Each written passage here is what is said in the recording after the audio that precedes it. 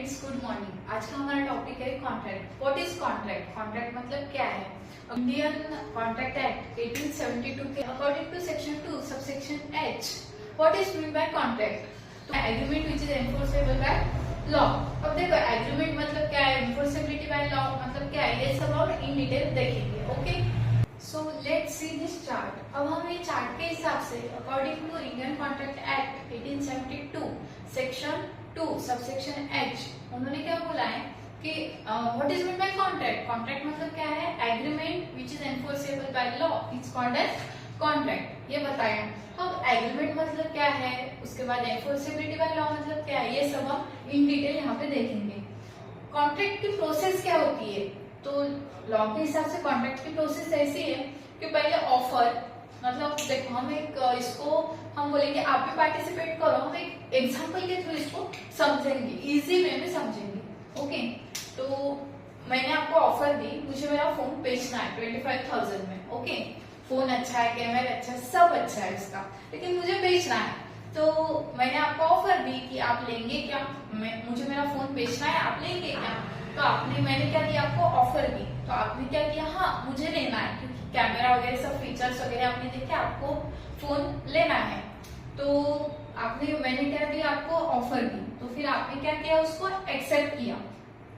Offer के बाद acceptance, उसके बाद क्या आएगा, प्रॉमिस, कि भाई हाँ, फिर हम दोनों ने बोला कि हाँ हम प्रॉमिस करते हैं, मैंने प्रॉमिस किया आपको फोन दूंगी, आपने प्रॉमिस किया मैं फोन दूंगा, लेकिन उसके बदले में मुझे कुछ तो भी चाहिए। मैंने प्राइस बताई थी 25,000, तो समथिंग इन रिटर्न को क्या बोलेंगे हम, consideration. Okay, something in return मतलब मैंने फोन बेचा तो मुझे उसके बदले 25,000 मिले, और आपने 25,000 दिए तो आपको उसके बदले फोन मिला। ओके, तो अब देखो ये प्रोसेस हो गई, यहाँ तक क्या हुआ, एग्रीमेंट हो गए। ओके, प्रपोजल और ऑफर, इसका सेक्शन आएगा सेक्शन 2 सबसेक्शन A। उसके बाद एक्सेप्टेंस, आपने एक्सेप्ट किया, फिर दोनों में प्रॉमिस हुआ, उसका सेक्शन आएगा सेक्शन 2 सबसेक्शन B। फिर कंसिडरेशन हुआ, समथिंग इन रिटर्न, और बना क्या, एग्रीमेंट, सेक्शन 2 सबसेक्शन E, ये बन गया एग्रीमेंट। फिर एग्रीमेंट तो बन गया, और इसको एनफोर्सेबल बाय लॉ बनने के बाद ये कॉन्ट्रैक्ट बनेगा। अब एनफोर्सेबल बाय लॉ मतलब क्या है, इसके हम इसेंशियल्स देखेंगे। जैसे हमने एग्रीमेंट के इसेंशियल्स देखी, ये सब है, तो अब हम एनफोर्सेबल बाय लॉ मतलब जो भी इसके इसेंशियल है कॉन्ट्रैक्ट बनने के लिए सेक्शन 10 के हिसाब से, वो हम इन डिटेल देखेंगे। लेकिन उसके पहले एक हम सेंटेंस देखेंगे। सेंटेंस ऐसा है कि every contract is an agreement but every agreement is not a contract. मतलब क्या है कि हर एक कॉन्ट्रैक्ट एग्रीमेंट रहता है, लेकिन हर एक एग्रीमेंट एक कॉन्ट्रैक्ट बनेगा क्या, ये जरूरी नहीं है। अब इसका रीजन क्या है, देखो अब हमने ये जो प्रोसेस देखी, यहाँ पे हम एग्रीमेंट तक आ गए, फिर ऐसा नहीं कि वो कॉन्ट्रैक्ट कंप्लीट हो गई मतलब आप फोन लेंगे और मैं बेचूंगी, ऐसा नहीं है। बीच में कुछ भी हो सकता, उसके वजह से ब्रीच हो सकता कॉन्ट्रैक्ट, उसको हम बोलेंगे ब्रीच ऑफ कॉन्ट्रैक्ट। मतलब एग्रीमेंट तक ही आया, आगे गया ही नहीं, उसको हम मतलब कंसिडर ही नहीं करेंगे।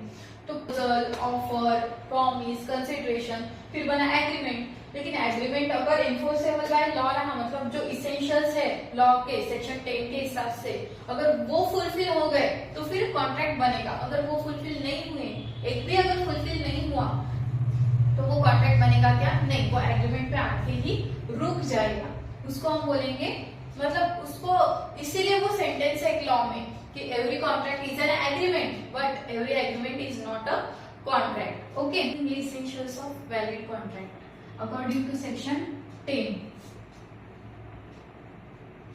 सेक्शन 10 के हिसाब से essentials of valid contract क्या है? First one is agreement. Agreement is the first and foremost essential of valid contract. Without agreement there is no contract. Okay. Second one is free consent. Free consent मतलब क्या है? Free consent में ये सब आते हैं, जैसे कि अंडर इन्फ्लुएंस। अंडर इन्फ्लुएंस मतलब क्या है, किसी के बहकावे में आकर इन्फ्लुएंस ये माना नहीं जाएगा। अगर अंडर इन्फ्लुएंस हो रहा है तो फिर वो कॉन्ट्रैक्ट नहीं होगा। उसके बाद कोर्शन। कोर्शन मतलब क्या है, धमकी देना कि नहीं तो ऐसा कॉन्ट्रैक्ट नहीं करेगा तो फिर ये हो जाएगा। नहीं, अगर वो हो रहा है, वो फुलफिल मतलब फुलफिल हो रहा है क्या, फिर वो कॉन्ट्रैक्ट का एसेंशियल नहीं, कॉन्ट्रैक्ट नहीं बनेगा। उसके बाद मिस्टेक। अब मिस्टेक के दो है, एक बाय मिस्टेक और एक जानबूझ के किए वाली मिस्टेक। अब ये दोनों भी हुए तो भी कॉन्ट्रैक्ट नहीं होगा। उसके बाद मिस रिप्रेजेंटेशन। मिस रिप्रेजेंटेशन मतलब क्या है? अब मैंने जैसे फोन बोला था आपको, तो मैंने बताया आपको ग्रे कलर का फोन, आपको चाहिए ब्लैक फोन, लेकिन हम दोनों के बीच में कम्युनिकेशन हुआ, लेकिन उसके बीच में कहीं भी ये बात नहीं है कलर कौन सा है। आपको लग रहा है कि मैं ब्लैक फोन के बारे में बता रही हूँ और मैंने क्या बताया, ग्रे फोन के बारे में, तो वो हो गया मिस रिप्रेजेंटेशन। उसके बाद फ्रॉड। फ्रॉड बट ऑब्वियस है, फ्रॉड मतलब क्या है, जानबूझ के ये वाली गलती है। तो ये सब चीजें नहीं होना, जिसमें ये सब चीजें नहीं होगी तब होगा वो फ्री कंसेंट। उसके बाद capacity of parties. First one is minor. Minor होना, 18 प्लस एज होना। कॉन्ट्रैक्ट के लिए अगर कॉन्ट्रैक्ट करना है किसी को तो उसकी एज 18 प्लस चाहिए। उसके बाद अनसाउंड माइंड। अनसाउंड माइंड नहीं चाहिए। अब अनसाउंड में भी दो है, एक परमानेंटली अनसाउंड और एक टेम्पररी अनसाउंड। अब मतलब हम बोलते हैं ना पागल करके झटके आते हैं, तो वैसे अगर कोई आदमी है तो वो कॉन्ट्रैक्ट करने के हालत में है क्या, उसकी कैपेसिटी है क्या? नहीं, तो वो कॉन्ट्रैक्ट ऑटोमेटिकली वॉइड हो जाएगा। उसके बाद थर्ड वन इज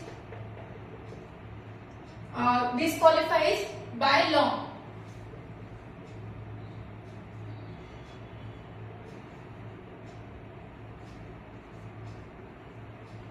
लॉ के हिसाब से अगर डिस्क्वालीफाई हुआ है वो, तो वो एंटर कर सकता है कॉन्ट्रैक्ट में?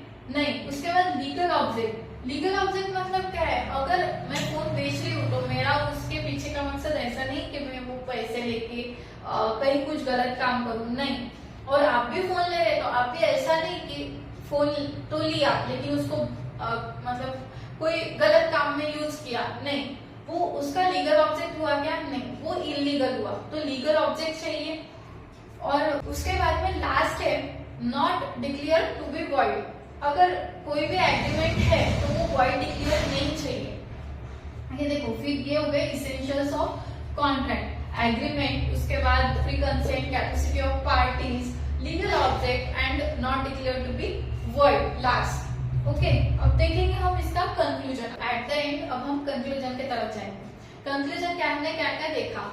Indian contract act 1872 section 2 subsection H, इन्होंने क्या डेफिनेशन दी थी? Agreement plus enforceability by law is equal to contract. मतलब क्या है? Agreement which is enforceable by law is called as contract. उन्होंने ऐसा बताया। लेकिन फिर एग्रीमेंट क्या है, हम एनफोर्सेबिलिटी बाय लॉ क्या है, ये हमने देखा। एग्रीमेंट की प्रोसेस क्या थी? ऑफर और proposal plus acceptance plus promise plus consideration is equal to agreement. Agreement का सेक्शन था सेक्शन 2 सबसेक्शन ई। लेकिन फिर हमने एक सेंटेंस देखा, every contract is an agreement but every agreement is not a contract. हमने जो प्रोसेस देखी एग्रीमेंट की वो कॉन्ट्रैक्ट तक कंटिन्यू रहेगी ऐसा जरूरी नहीं है, ये हमने देखा। उसके बाद हमने इसेंशियल्स देखे, essentials of contract, essentials of valid contract according to section 10। उसमें हमने फर्स्ट देखा एग्रीमेंट।